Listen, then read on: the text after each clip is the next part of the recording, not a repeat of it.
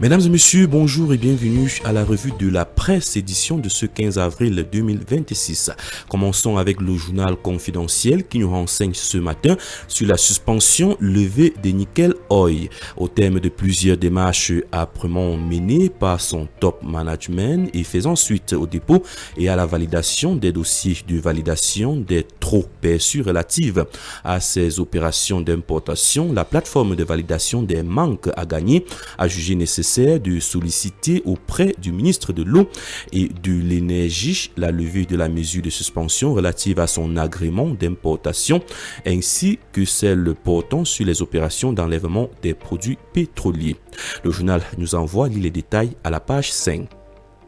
Restons toujours dans le journal confidentiel qui s'intéresse ce matin à l'arrivée du pape Léon XIV au Cameroun et titre Yaoundé Bamenda Douala, les enjeux de la visite du souverain pontife. Le journal nous renvoie les détails dans les pages 6 et 7. Toujours concernant l'arrivée du souverain pontife, la voix des jeunes titres en grande une, visite Papa Léon XIV est là dans une ferveur populaire exceptionnelle et sous haute sécurité, le pays accueille souverain pontife. Sa sainteté Léon XIV pour une visite historique riche en symboles. Entre communion avec les fidèles, message de paix et rencontre institutionnelle, ce séjour papal s'annonce comme un moment fort de foi, d'unité nationale et du rayonnement international. L'information est à retrouver à la page 3. Plusieurs autres journaux s'intéressent à l'arrivée du pape au Cameroun, notamment la Météo Tri Hebdo qui titre en grande une visite du pape, Bamenda Douala et Yaoundé mobilisés. Les Camerounais de l'Est à l'Ouest, du Nord au Sud ont mis les petits plats dans les grands pour accueillir le souverain pontife Léon XIV dès ce jour. Les détails sont à retrouver à la page 3. Visite apostolique du pape au Cameroun à bras ouverts, titre Cameroun Tribune ce matin. À l'invitation du président de la République, Léon XIV entame un séjour de 4 jours ce mercredi. Celui-ci sera notamment ponctué aujourd'hui par un tête-à-tête au Palais de l'Unité avec le président de la République, Paul Biya. Outre la capitale politique, le périple du Saint-Père conduira à Bamenda demain et Douala vendredi. L'éditorial et les pages spéciales de cette information sont à retrouver de la page 2 à la page 9 du journal Cameroun Tribune. Le journal L'Action titre également Visite de Léon XIV au Cameroun, le pape est là. La visite du souverain pontife au Cameroun suscite espoir et ferveur porté par un message attendu de paix, de réconciliation et de cohésion nationale. Les détails sont à retrouver de la page 2 à la page 8. Le journal Le Messager qui envoie le pas aux autres journaux titre également Visite du pape et gouvernance. L'exhortation de puisse on doit. Les détails sont à retrouver dans les pages 7 et 8. Le quotidien Vert Émergence n'est pas en reste en ce qui concerne la visite du pape Léon XIV au Cameroun et titre Visite papa, les dossiers chauds qui attendent Léon XIV. Le souverain pontife arrive dès ce jour au Cameroun pour un séjour placé sous le signe de la paix, des droits humains et des attentes sociales fortes. Les détails sont à retrouver à la page 5. Le quotidien Eco News dans la même lancée, titre textile et artisanat, le boom du Made in Cameroun face au pape. Alors que le souverain pontife fout le sol camerounais ce 15 avril, une onde de choc économique traverse les ateliers et les manufactures du pays. Du pagne commémoratif au gadget de piété, la visite papale agit comme un catalyseur industriel inattendu. Les détails sont à retrouver dans les pages 4 et 5.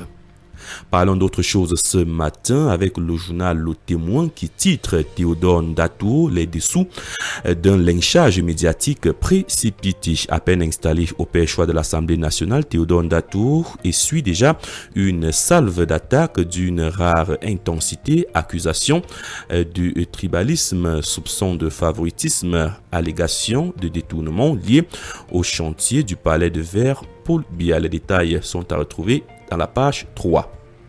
Le quotidien Le Citoyen titre ce matin Cameroun, création du poste de vice-président. Le 14 mars, le président Paul Biya a promulgué le décret portant création du poste de vice-président de la République, désormais officiel et légal. En cas de vacance du pouvoir, décès, démission ou empêchement définitif constaté par le Conseil constitutionnel, le vice-président assure l'intérim et achève le mandat présidentiel. Le journal nous renvoie, lit les détails à la page 5.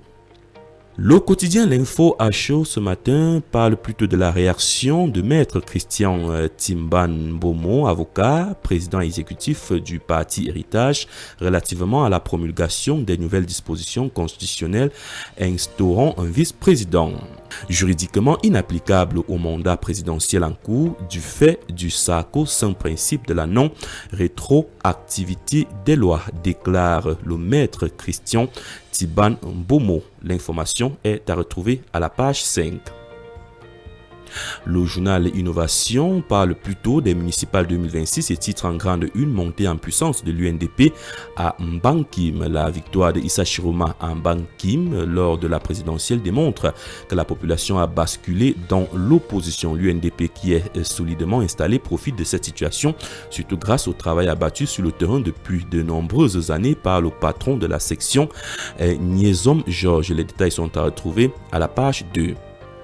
Expression économique, titre commerce, 2145 milliards de déficit commercial. Après une embellie en 2024, le déficit commercial du Cameroun s'est brusquement aggravé en 2025, relevant une dépendance persistante aux importations, notamment énergétiques. Les détails sur cette information sont à retrouver à la page 3. Le Dragon titre plutôt ce matin, contrairement à d'autres éditions, Corridor Douala-Mbangui, l'heure de la construction. Sous la houlette du ministre des Travaux publics, Emmanuel Ngannou Messi, un atelier stratégique s'est tenu le 14 avril 2026 à Yaoundé. Objectif, construire le programme d'aménagement du corridor Douala-Mbangui en associant l'expertise du secteur privé dès sa structuration. Les détails sont à retrouver à la page 3. Terminons ce matin avec le premier quotidien économique de la zone CEMAC qui titre en grande une réforme en CEMAC.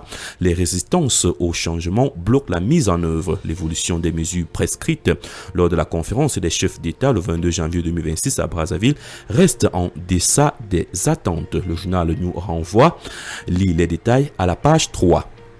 Mesdames et messieurs, merci à vous d'avoir été à l'écoute de cette édition de la revue de la presse. Nous vous renvoyons dans les kiosques à journaux pour entrer en possession de votre journal à la somme de 400 francs CFA. Bonne journée à tous.